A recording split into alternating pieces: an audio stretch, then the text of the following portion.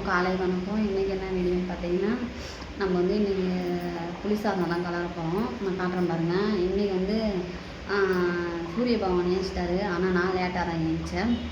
சூரிய பகவான் ஒரு வணக்கத்தை சொல்ல வச்சாச்சு.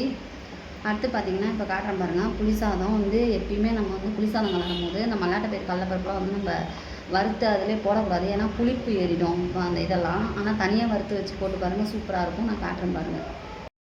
சாதம் வடித்து ஆற வச்சுருக்கேன். பார்த்திங்கன்னா அப்படியே உங்களுக்கு தெரியும்.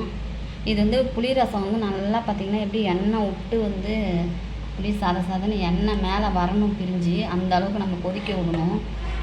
அப்புறம் பார்த்திங்கன்னா இது கடலப்பருப்பு மல்லாட்டை பயிர் சொன்னேன் பார்த்திங்களா, எல்லாம் வறுத்து தனியாக தான் வச்சுருக்கேன்.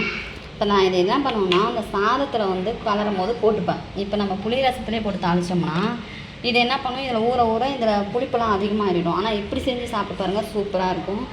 இதுக்கு சைடிஷ் பார்த்திங்கன்னா தொட்டுக்க உருளைக்கிழங்கு தொட்டுக்க தான். உருளைக்கிழங்கு வந்து வெந்துக்கிட்டு இருக்குது. அது இனிமேல் தான் வந்து தொல்லி உரித்து வணக்கணும்.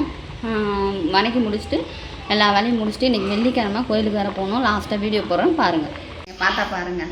ஹாய் ஹலோங்க, நான் வந்து வேலையெல்லாம் முடிச்சிட்டேன். இன்றைக்கி பார்த்திங்கன்னா நம்ம வீட்டில் வந்து புளி சாதமும் உருளைக்கிழங்கு தொட்டுக்க தான். வெள்ளிக்கிழமை எல்லா வேலையும் முடிச்சு சாமியும் கும்பிட்டாச்சு. என்னோடய வீடியோ பிடிச்சிட்டா லைக்